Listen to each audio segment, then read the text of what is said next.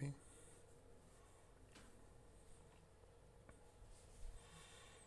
Hello, welcome to another episode of the Daily Disney Podcast. Thank you so much for being here and joining us. We are on episode 43, and today we're going to talk about the craziest / weirdest fad going in the Disney parks, and that is the popcorn buckets.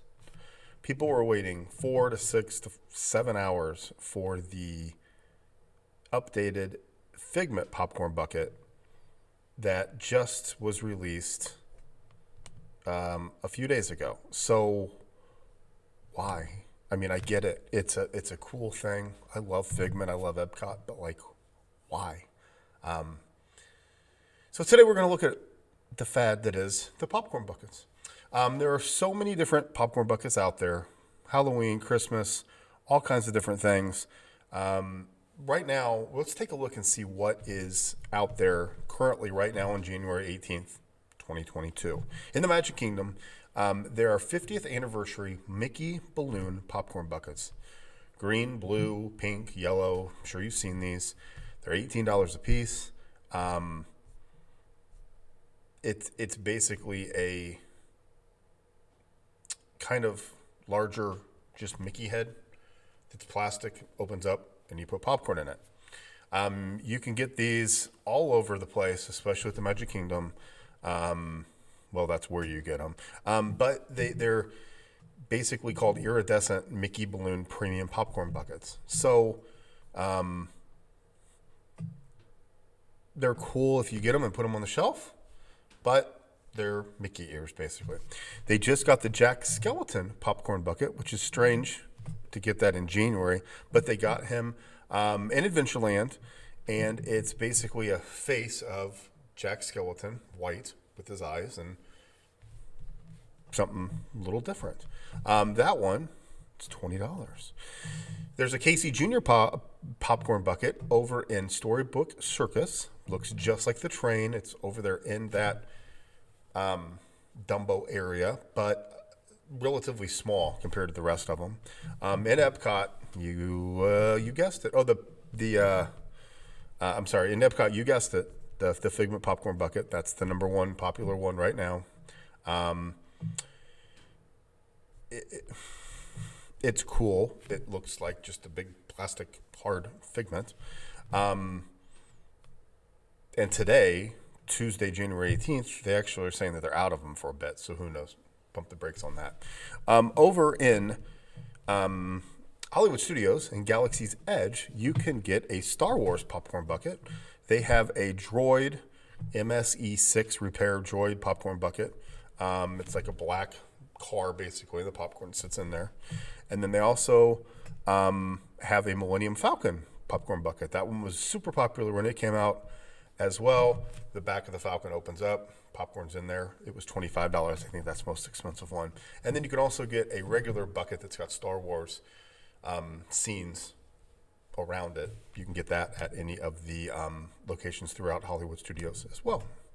In Animal Kingdom, there's a regular standard popcorn bucket, but it's got a version of the Kite Tales on there. That's that new show where Sea-Doos drive along and there's kites above it. We'll touch on that on a different day.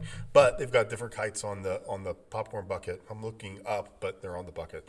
And then with that, you get chili lime caramel popcorn. So for most of these, you get just the popcorn, whatever you'd like, caramel corn or the normal.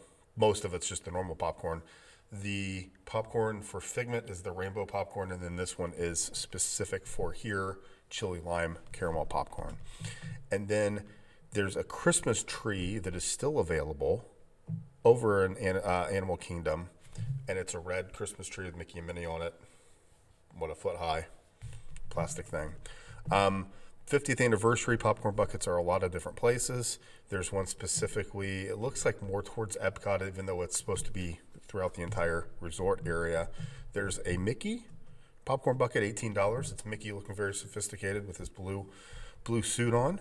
There's Minnie, same thing, the blue dress, hard popcorn bucket. And really, that's what you got right now. All those different options. So I go into that to kind of get on my soapbox here. I'm a big Disney fan. I love it. It's great. It's fun. I live in Indianapolis, so I don't go to the parks every day. We go every couple years. It's fun. We do our thing and get all the souvenirs and everything that we can and then come home. And we always drive. So for us, the trunk of the van or the car, whatever we're in, unlimited space typically. We never fill it to the rafters.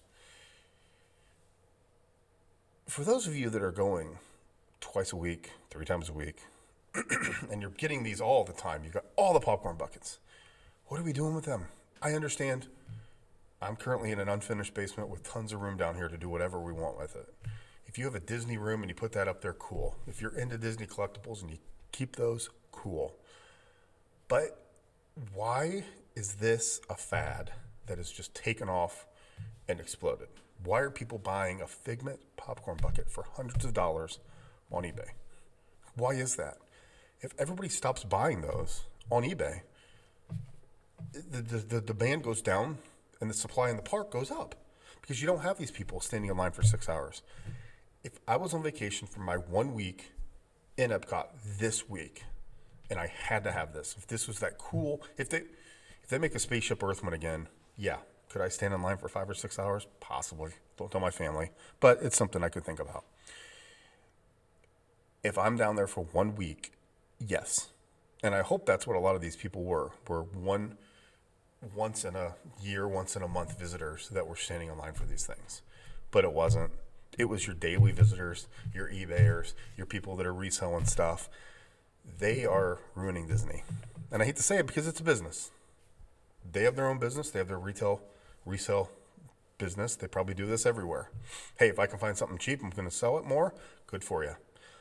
But you're ruining Disney for the rest of us. And I hate to say that because we're on a soapbox here. But if a family's down in Epcot for 4 days and all they want is this one specific token, one specific souvenir to take back, they can't get it.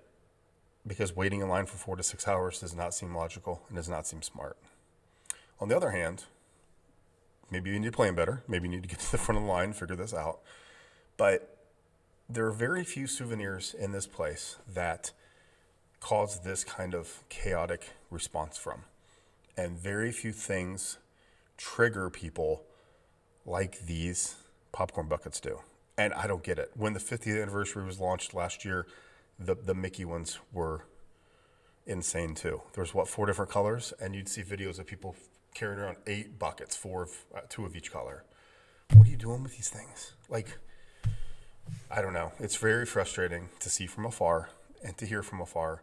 And I've got some family members that are going next weekend into the next week. And my joke was, well, have fun waiting for a popcorn bucket. Well, yeah. They love Epcot. They love Figment. They think it'd be cool to have. But is it worth it? Is it worth it to stay in that line to get that? And I don't know. I mean, the answer is probably yes. But it's going to be I don't know. It's going to be a struggle. It's going to be a struggle going down to the park from now on when different things like this are released. So it's very frustrating, but then it's also one of those that we kind of created this on our own because the line was 6 hours because this is cool and people want it. So are we blaming Disney because they didn't produce enough? Are we blaming these eBayers? Are we blaming other people that are fans of it? Like, I guess there's not really a clear cut, it's your fault this is happening. The only thing I would ask is these popcorn buckets became insanely popular because now they're doing everything different and they're selling. Like the Star Wars, for example, that Millennium Falcon one is crazy popular, but it's available. So you're not getting it for popcorn. You're not getting it to refill it. You're getting it to take it home and, have it sitting on your shelf or sitting somewhere as a souvenir. And I totally get it. We're the same way. We do that with certain things. But I just don't know where we all kind of went off the track here for the popcorn buckets specifically. I think it was something where the 50th anniversary came. These are all relaunched. These are all new. These are all cool. Oh my gosh, I have to have one. And instead of saying, instead of Disney saying, we've got plenty, take your time, they were like, oh, here's a handful, and then here's a handful. They do a good job of releasing things. So my whole point of this whole conversation is take a look at all the popcorn buckets out there. Take a look at all the different souvenirs.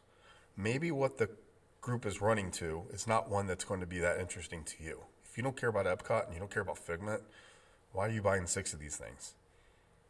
I mean, if you don't make money off them right now, you're not going to in a week or two. Because when Disney has these in stock, you're going to get stuck with 6 or 7 of these sitting in your garage. So anyway, the whole point of this is to share some insight as to the different popcorn buckets out there. That Casey Jr. one looks cool. It's a little train.